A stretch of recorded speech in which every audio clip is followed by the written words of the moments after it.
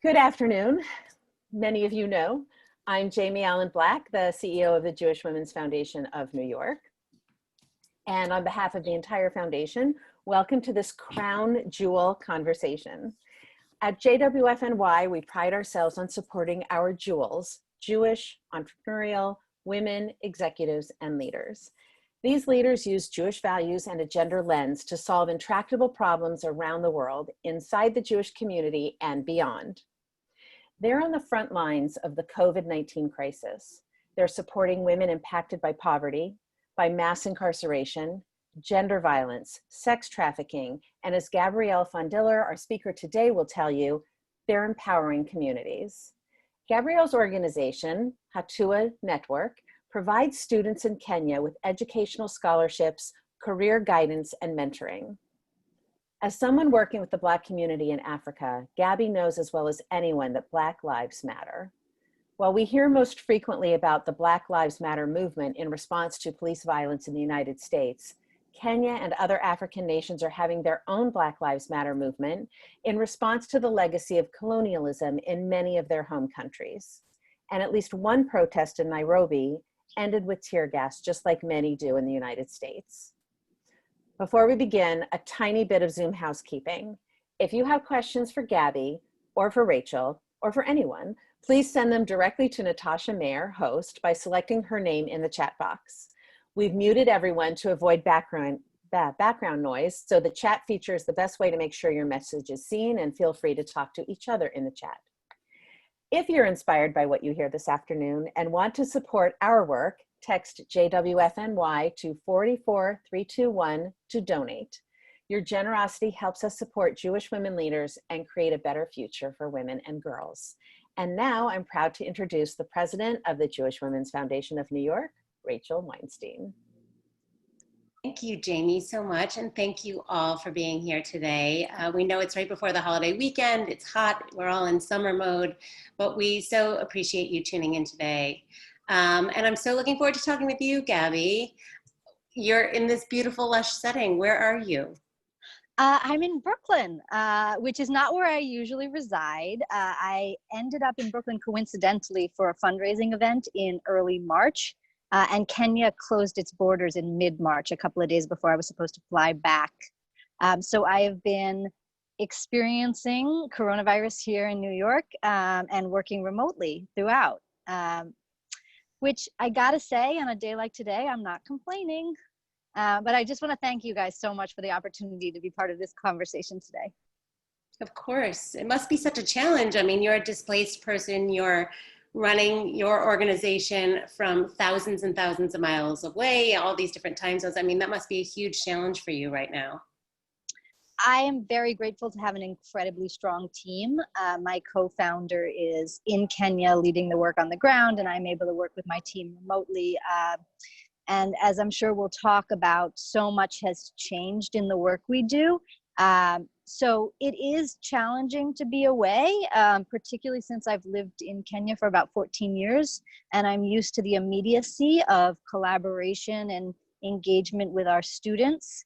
But we're making the best of it.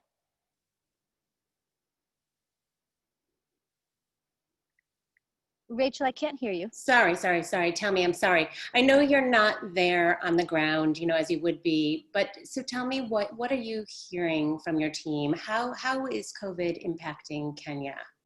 Mm-hmm. So Kenya, along with many African countries, were very proactive in their initial response to COVID. Many countries, including Kenya, shut their borders, restricted domestic travel, established centralized quarantine facilities, got a lot of support from the international health community to establish testing, and so forth. And most likely, to the credit of those initiatives, the caseload in Kenya is very low. It's about 6,000 positive test cases so far. But testing is incredibly low, and it's still really restricted. And there's also been a lot of concern about the centralized quarantines, where it's being imposed by the government and people have to pay in order to be able to leave quarantine, sort of pay their medical bills before they're allowed to leave. It's sort of a quasi jail. And so you could imagine a scenario where people are really reluctant to get tested in that situation. So the concern at this point is, what is the health situation? Do we know it? Is it that Kenya's doing a great job of limiting the spread of the virus, which would be a miraculous thing given how condensed housing is in urban areas? It would sort of be like saying, how is the Spanish flu not spreading in the tenements in the early 1900s? You'd really have to wonder. So maybe it's a miraculous combination of good policy and good climate. It's also possible that testing is just inadequate, or that the caseload is just really yet to hit the point of exponential growth that we've seen in New York and that we're now seeing in other parts of the country. So there's a lot of unknowns on the health side. But meanwhile, there's sort of a similar trajectory to what we're seeing in the United States, where people are becoming eager to restart the economy. And this is based on the fact that so many people have lost their livelihoods. Across the country, we have the statistics I've seen most recently are from mid-March, so a bit outdated and probably worse since then. 23% of Kenyans have lost their income entirely, and 53% have seen a significant reduction in their income. So, we're talking about 3/4 of the country, and there's no social safety nets. There are no unemployment benefits. There are no deferrals on loan payments. And so the situation of losing your livelihood when you might not have savings, when typically you eat what you earn, right? You work every day because that's the money you need to put on the table, has put people in a really serious situation. And I think the government is at a point now where they're saying, which is worse, corona or starvation, or which is worse, corona or a collapse of our economy? And there's no clear answers. And so I think we're looking at a scenario where Kenya is on the verge of reopening certain aspects of the economy, and that there's not, this might sound a little familiar to anyone in the United States, there's not really a clear plan on how to mitigate the spread of the virus while reopening.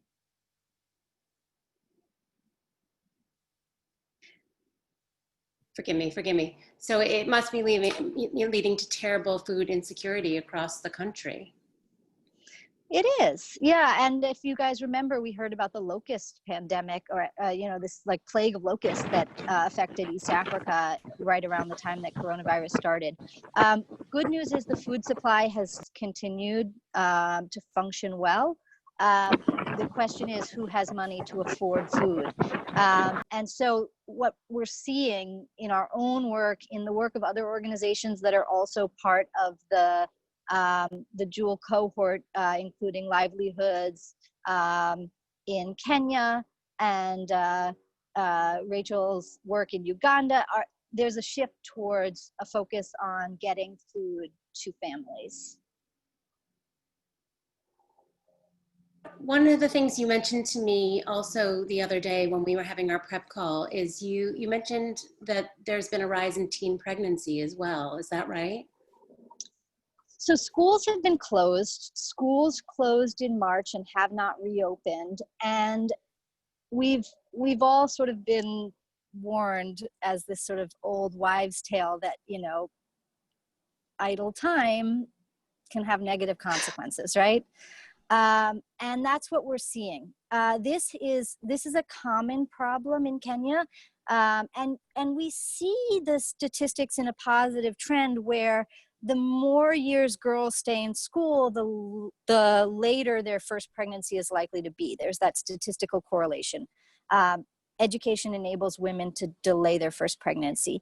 When everyone is out of school, you get the inverse. Idle teenagers who are engaging in sex at a young age in a society that does not have a lot of progressive sexual health education. And so teen pregnancy numbers have really been climbing through the roof during this pandemic. Um, your organization has been working in the educational space, and as you said, schools are out in the same way that they are here. How has your organization been impacted by COVID and by the work that you do? I can say every single aspect of our work looks different than it did 3 months ago. The core work that we do is provide scholarships to top performing students who can't afford the cost of education in Kenya. Education up through the 8th grade is subsidized by the government and is affordable. At the point of joining high school, if you don't have money, you cannot send your kids to school. So we address that issue. Most of our students go to boarding schools, and the reason why we prioritize boarding schools is because it ensures that our kids are eating 3 times a day. It also ensures that they have a little bit of a safety bubble around them for the types of influences that they might otherwise be exposed to in a community where the vast majority of their peers have dropped out of school at age 14. So now our students are home. Schools are out of session, and our mentoring programs that are the sort of essence of everything we do. We really focus on doing mentoring for our scholarship students that's focused on developing character and values, good decision-making skills, critical thinking skills, and such. We have had to suspend most of those programs because those are the types of things that have all been designed to be done in person through group work activities. So what we've done is, as much as we can, we've moved our programs, our mentoring programs online, the ones that we have been able to move online. And for our high school students, our focus is enabling them to continue with their academic studies so that they don't fall behind. We started with our high school seniors, putting them into small groups where they're doing basically test prep for their final exams, and they're being tutored by one of our older students. And that's sort of the wealth of what we have as an organization. We have this 10-year trajectory through the program, and so there's always the students who are a little bit ahead in the process who can support the ones who are coming up next. So we have a wealth of tutors that are accessible and able, that live nearby because they live in the same neighborhood. So we're able to group them into groups of 3 or 4 and have them do their studies. So we're adapting as much as we can. And while schools are closed, while we're not paying school fees, we're putting all that money into direct nutritional support for families. We are making phone calls to our families every 2 weeks to check in on how they're doing, find out what the situation is for their particular family in terms of their health, in terms of their economics, for our students in terms of how they're feeling psychologically, whether they'd like to talk to one of our counselors, how they're doing with their schoolwork, what challenges they might be facing, how we can support them. And then we do direct cash transfers through mobile payment to our families to ensure that they have enough money to at least eat 1 meal every day. And then the hope is that the family is able to supplement that so that they end up eating twice a day. And we've seen that make a huge difference. At its peak, we had about 83% of our families had no source of income. We've now seen that there's some really positive movement, that more of our families are now able to rejoin the economy in some way. But for the vast majority, that's casual work, which is basically, it means that they are doing any job that they can find, and that every morning they're waking up hoping that when they go out, they're going to find some work to do. That's the case for 54% of our families right now. They're sustaining themselves by waking up in the morning and looking for somebody who needs something done, who will pay them $1 or $2 to do it. And meanwhile, we still have about 35% of our families who don't have income. And Gabby, when we talked, you said that your organization, you evaluated how you could help, and you decided on direct cash transfer. And can you explain a little bit about your rationale about why you chose that, say, over providing, food itself or something else? Yeah. So our initial thought was we're going to buy wholesale from major distributors, and we're going to, because we're buying in volume, we're going to get great prices, and that's going to enable us to get more food to families. But then we quickly realized that the logistical costs of the packing and distribution would outweigh the savings. But there's something more important than that, which I think tipped the scales for us. And that's that if we were to give this money directly to large scale distributors, we're cutting out all of the shopkeepers and other members of the economy in our own community. Whereas by giving cash transfers, we're putting 500,000 shillings every 2 weeks into our community, and that money is circulating locally. So we feel like this is sort of the equivalent of when you think about whether to send corn from America's stockpile to an area of the world that's affected by famine, versus if you buy foodstuffs locally to support nutritional support in an area of famine, what the effects are. And our feeling is that the direct cash transfers have a much more systemic effect on our local economy. Yeah. And I suppose it gives families more choice. And I think you mentioned to me too that you can't just show up with a truck full of food either in a village, right? I mean, there's other logistical, you have to get permits from the government and whatnot as well. So yeah, that's become an issue. It wasn't clear at the beginning, but what we've seen more and more as time's gone by is that organizations and individuals that are trying to just generously distribute food in their communities or in neighboring communities that might be lower income have actually been restricted by the government. They've created a bureaucratic system where they want you to get permits. And, a cynical individual might question the motive of why they want all of the aid to go through the government.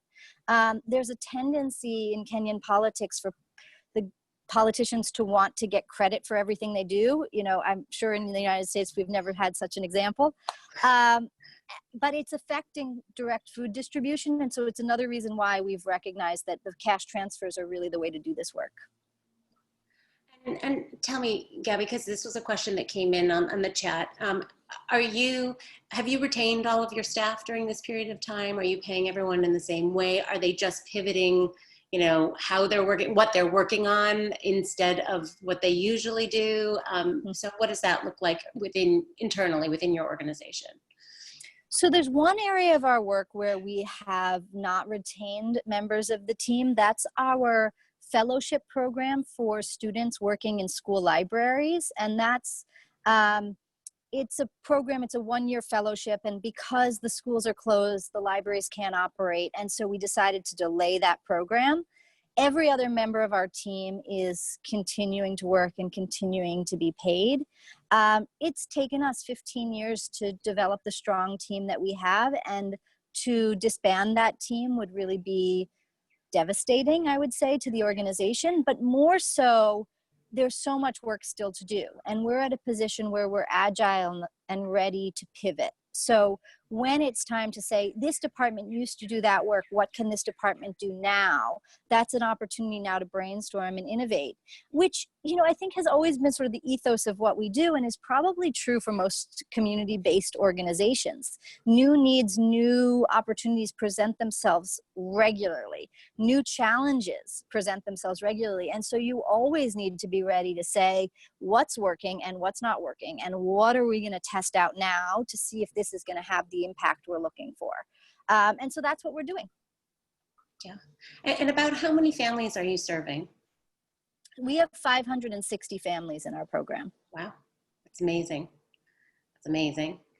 And you said that you have regular check-ins with them every 2 weeks, sometimes by phone, sometimes over Zoom, right? You want to see them and talk. Do all these families have internet? How are they accessing? Do they have computers? How are you speaking? How are you communicating with them in that way? The vast majority of communication with families is through phone. Cell phone penetration in Kenya is very high. Computer access is very low. So we're able to communicate with our parents primarily via a phone call or text message in some instances. And then with our older students, those ones who have finished high school in their gap year at university, they predominantly have access to internet through a smartphone. And then our high school students, it's a little bit iffy. And what we're finding in particular when it comes to our high school students being able to continue with their studies is many of them are relying on a smartphone owned by a parent who will allow the student to use the phone at certain times of the day. And so maybe in the evenings when they've come back from doing whatever casual jobs they've gone out to search for, perhaps. So it's a really sort of spotty access to internet, which I think is one of the fundamental challenges, not only in Kenya, across Africa, and even in the United States, for access to remote education. Internet access is just not evenly distributed. Yeah. You know, and talk about a challenge to a leader. I mean, you started out your year and you had your budget and your plan for how you're going to spend your money and where it's going to go and toward what programs. And now suddenly with this complete pivot and you're providing, you know, all this assistance. I mean, are you able to cover this with the budget that you had for the year? And how are you planning for next year? And what is your long-term ability to sustain this, given the fact that we have a lot of question marks about how things are going to go in the next 3, 6 months, year? Yeah. So when we planned the initial response to COVID in late March, realizing that we needed to make this pivot and put a huge amount of our budget towards direct nutritional support, we did two things. One is we allocated the money that we would have used for school fees during that period to do this program. And we did direct appeals to our foundation supporters and individuals, asking them to support. And we ended up being able to mobilize enough money to be able to run this nutritional support for every family that needed it for 3 months. Now that 3 months is ended. And so what we've had to look at is how we're gonna sustain this in a longer timeline.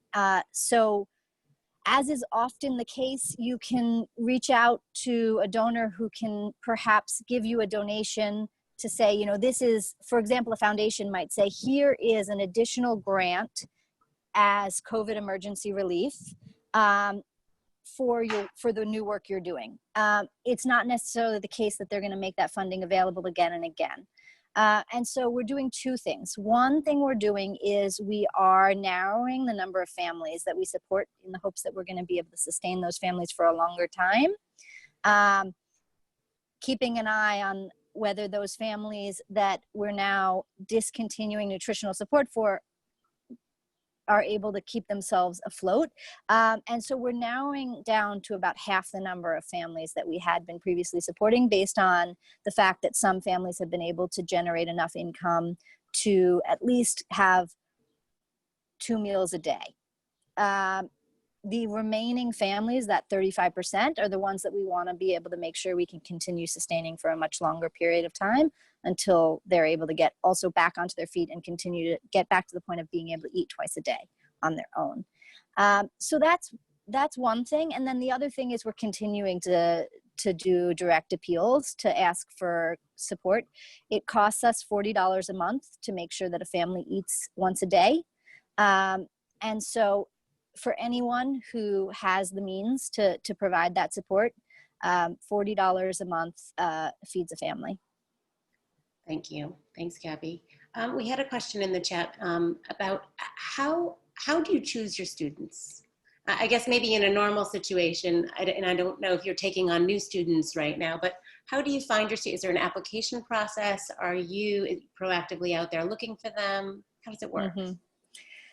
So it's a couple of things. We reach out directly to students. We actually visit every school in our catchment area once a year, and we go into every 8th grade classroom and we introduce ourselves, we introduce what we do, we walk students through the application process. We leave forms available for them at their school, and then we also inform them where they can go to collect a form if they miss one at school. And then anyone who wants to apply can apply. We get, depending on the year, anywhere between 600 and 1,000 applications for what is usually between now we're intaking about 80 students to 90 students a year. We intake at the first, when they finish elementary, when they finish 8th grade, as they're joining high school. And then the process of selection is merit and need. So the first thing we look for is their academics, how they're performing in school. We narrow down the list to usually what comes to about 200 students who we visit in their homes, and we get an understanding of the family's financial situation by visiting them in their homes. And then we make our final selection from among those students we've identified to be high need. And high need means without support, their family won't be able to send the child to high school. And then it's really very systematic at that point. We have our high need students. They're all correlated with an application number. We sort that Excel spreadsheet. We pick the, half girls, half boys from the top of the list based on their academic merit.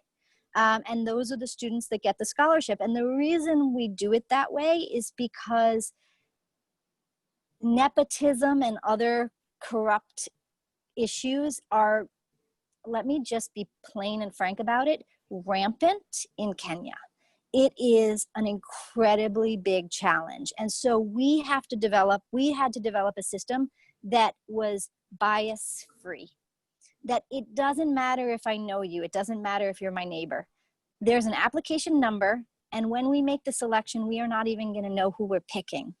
It's after we've picked them that we'll associate the number with the name, and we'll realize whether or not we picked the person that we know, or the person that is of the same religion, or the same tribe, or all these factors that could muddy the waters if we weren't so meticulous. So we put a huge emphasis on making sure that the system is completely bias-free based on merit and need.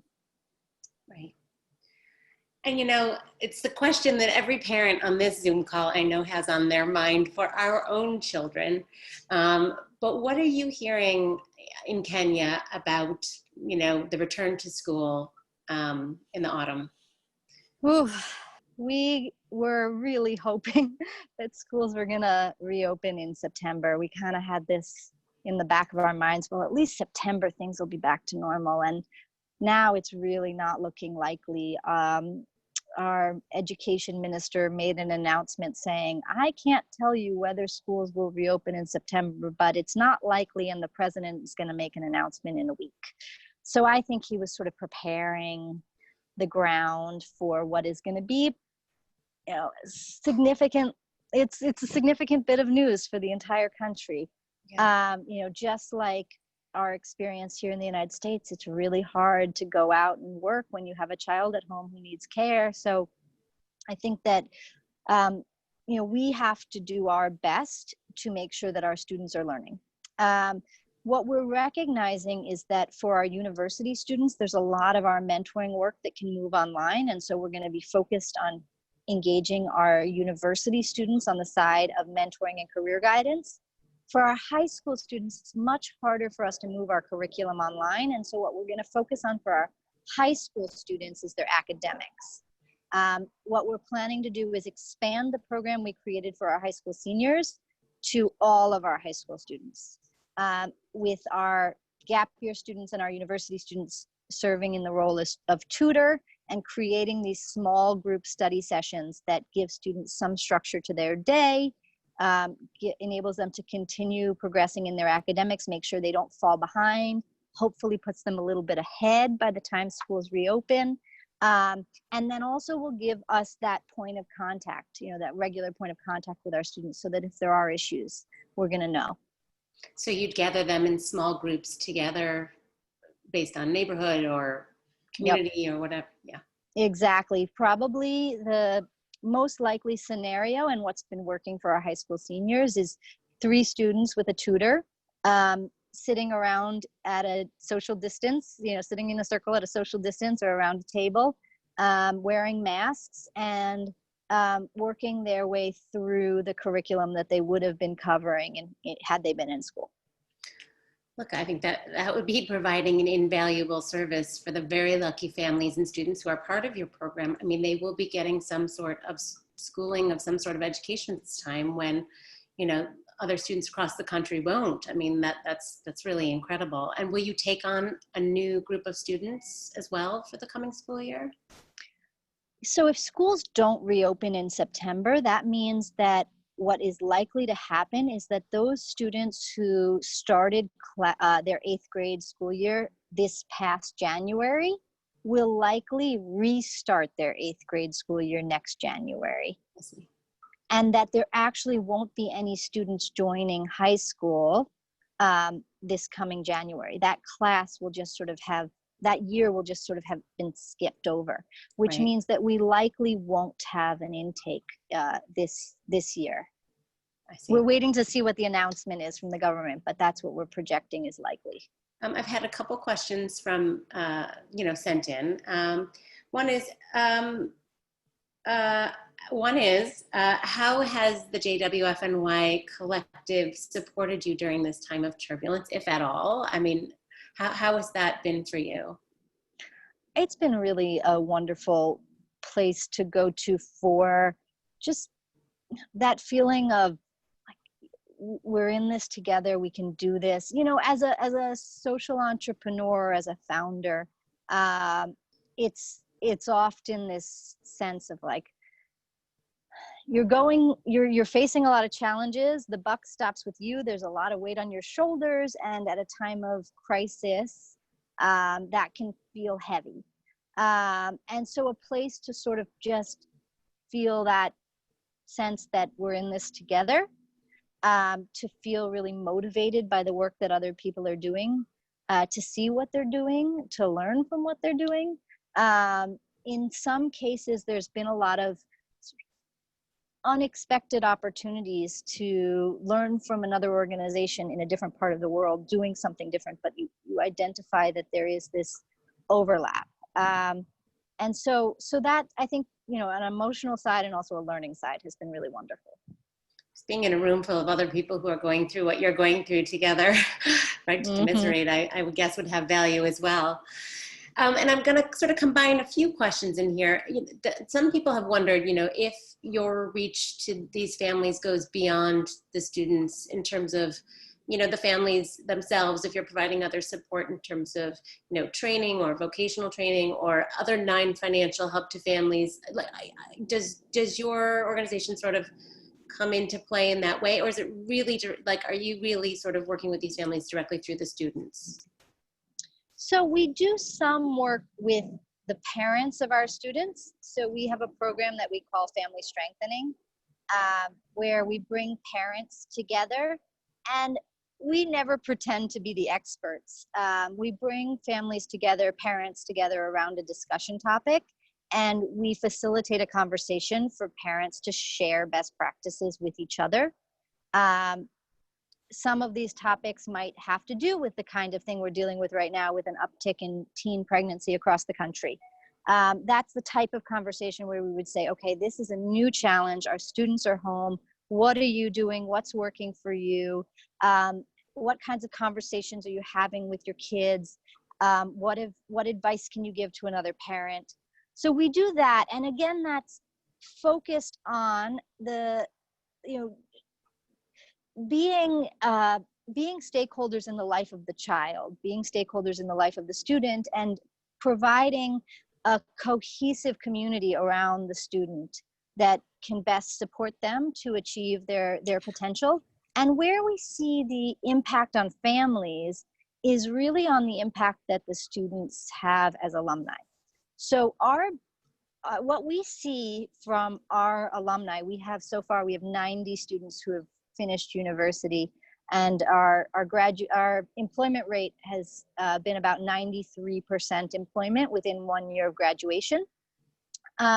What we see from our alumni, having gone through a very extensive mentoring program that puts a huge emphasis on preparing them to do well in their careers and helping them establish professional networks so that they're able to transition from school into career, even despite the fact that they personally wouldn't have had a professional network that they could have turned to. We find that our students graduating from university, joining the workforce, having an income, at times at a younger age than is common. Unemployment among college educated Kenyan youth is really high within the first 5 years after graduation. So our youth are really joining the workforce at a very expedited pace. And what we see is that they're doing that at a time when they haven't yet started their own families for the most part, which means that the income they're earning, they also don't have very high cost of living for themselves at this point. They maybe are having they have their first apartment, it's low rent. They're actually using a huge amount of their resources to support their families. Many of our alumni educate their younger siblings. Some of our alumni have established small businesses for their parents. It's that kind of work. It's what the alumni do that is delivering the biggest impact on the well-being of the family, which I think it's a parallel to what we see anywhere in the world. You know, if you can help one member of the family to lift themselves out of poverty, they're gonna be in a position to be able to look out for the other members of the family. Yeah, and do your alumni generally stay within their communities, or are they usually going elsewhere after they graduate? Most of our alumni stay in Mombasa, but that's mainly because our mentor network that we pair our students with is predominantly from within Mombasa. So those job opportunities are coming through the network. However, we don't see a significant difference in whether the student establishes their career in Mombasa or Nairobi. They're still, you know, their mother is their mother, their sibling is their sibling. And so if they're able to get a better job in Nairobi and they're still supporting their family, great. Yeah. So, you know, over the last 6 weeks, you know, as Jamie alluded to in her opening, you know, we've seen this re-energizing of the Black Lives Matter movement here in the US and, you know, and around the world. And when we were talking, you said that this is very much happening in Kenya as well. Can you tell us a little bit about what that looks like? What are the similarities and the differences between how that's manifesting in Kenya versus how it is here in the US? Yeah. So Kenya was a colony of the British from right around 1900 until 1963. And you might be familiar with the legacy of colonialism in many parts of the world. Kenya reads in a very similar way. What I think is a bit escapes a lot of the common knowledge about colonialism is how much the system of colonialism resembled Jim Crow system in the United States. The British, one of the first things they did when they colonized Kenya was create what was called a hut tax. So you basically had to pay like 1 shilling a year for every hut on your land. And if you impose a hut tax in a community or a country that has no currency, and you are the provider of currency, then you're basically creating slave labor, because people have to work on your plantations in order to earn the shilling, in order not to go to jail for failing to pay the hut tax. So there was a whole system where you'd go to jail if you didn't have a job, you'd go to jail if you didn't pay a hut tax. When you reported to your plantation for that year of work, they'd confiscate your pass that enabled you to travel between plantations or towns. That prevented you from leaving the plantation until your pass was given back. So those systems were all in place in the early 1900s in Kenya. And so what we've seen as the legacy of that is that when the British handed over independence to the independence leaders of Kenya, they did it in a way where they preserved a lot of the original institutions. For example, there was no great redistribution of land from colonial settlers to Kenyans. Colonial settlers preserved their land ownership, which had been land that they had taken from Kenyans. Similarly, the apparatus of the police remained the same. The police used as a pretty heavy-handed force that is not you can't really say there to protect and serve. The Kenyan police force is marred by excessive use of violence. You hear on the news all the time things like suspected burglar shot while leaving, fleeing the scene. There's not a lot of there isn't a really functional justice system in Kenya. It's more so that if you can afford to bribe a police officer, then you go free. And if you can't afford to bribe a police officer, regardless of your guilt or innocence, you stay in jail. And once you're in jail, if you can't bribe the judge, then you lose your case. And if you can pay the most, then you win your case. There's not a system of justice. There's a corrupt legacy of colonialism that Kenyans face every day. And so the Black Lives Matter movement in Kenya, I think, has a number of facets. One of it, which is a real objection to police brutality, which I think has an incredible amount of similarity between what we're seeing here in the United States. That Kenyans' lives matter, and that the police shouldn't be able to act with impunity and kill in this sort of in this way that's outside of the justice system. And then I think a second facet is racism.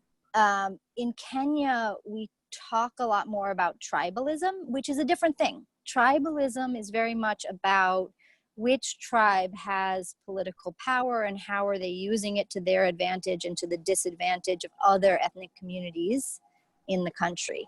Whereas racism comes from the British system, where the British established a system where white people were at the top, people of Indian descent were established as a mid-tier in the racial hierarchy. Whites were allowed to own property. Indians and people of Middle Eastern descent had the right to be merchants, and Africans were laborers. And that legacy is incredibly apparent in the economy of the country. And so I think that the Black Lives Matter movement now in Kenya is also talking about racism in a way that I typically in past years haven't heard talked about as much in Kenya. Yeah, I have a feeling that, many of our listeners don't think about racism the same way when we talk about African countries that have Black leaders, so it's really interesting to hear that it still exists there. And is there also hierarchy within the tribes? Is there more valued tribes than others? Is that just, like kind of like a caste system maybe almost in India, or like that kind of a thing? So it's not a caste system. It's more of an access, influence, legacy of privilege thing. When the British handed over governance to Kenyans, there was a specific tribe that was sort of positioned to inherit the bureaucracy because they had previously been identified as the sort of low-level civil servant class in the British administration. 3 out of 4 of Kenya's presidents since independence have come from that one tribe. If you walk into government buildings in Nairobi, you'll often hear that particular mother tongue spoken rather than the national language. Distribution of resources. Here's a crazy example. My work is based in Mombasa, which is a coastal city. We have the port. The port is the most important industry in our city. It is the lifeblood of our economy. The city and the coastal region of Kenya generally votes in the opposition against the current president, and usually against presidents coming from the tribe that has the highest level of political influence. The port, imagine this, the port has been relocated to the area where the current president comes from. Now goods that come into Kenya have to get loaded onto the railroad and transported to the middle of the country in order to be cleared. And even if the goods are supposed to end up on the coast, they then have to be transported back. So this was very much an effort to do two things. One is it's to bolster support within his political base and show his community, the place that he's from, look, we now have this incredibly lucrative, job-intensive industry. And then secondly, it's to totally dismantle the economic strength of the opposition. By taking the port away from Mombasa, you help to depress the economy and depress the influence of your opposition. And so those are the kinds of dynamics that have a huge influence in Kenya. Yeah. There's a lot. There's a lot. There You're is. doing There is. work. And I'm going to conclude with two questions which really focus on you as a leader. I'm going to shift gears a little bit rather than your work, that both have come in from people who are listening. One, and I know you probably could talk about this for an hour in and of itself, but if there's like a short version, about what is your background and what was your impetus for starting your organization? So we'll start with that. Sure, I will give the short version. I studied abroad in Kenya as an undergrad. I was really interested in going to a part of the world that was as different as possible from anything I had experienced in my life beforehand, and ended up in Kenya for a semester. I did my research there for my senior thesis. I did field interviews with women, predominantly women, who were selling predominantly vegetables or cooked food on the side of the road. And learned a lot about their experience and developed relationships with the women that we were working with. At the time, my now co-founder was my translator, and we were doing this research together. We developed relationships with the families. We got to know their kids. We understood what they prioritized.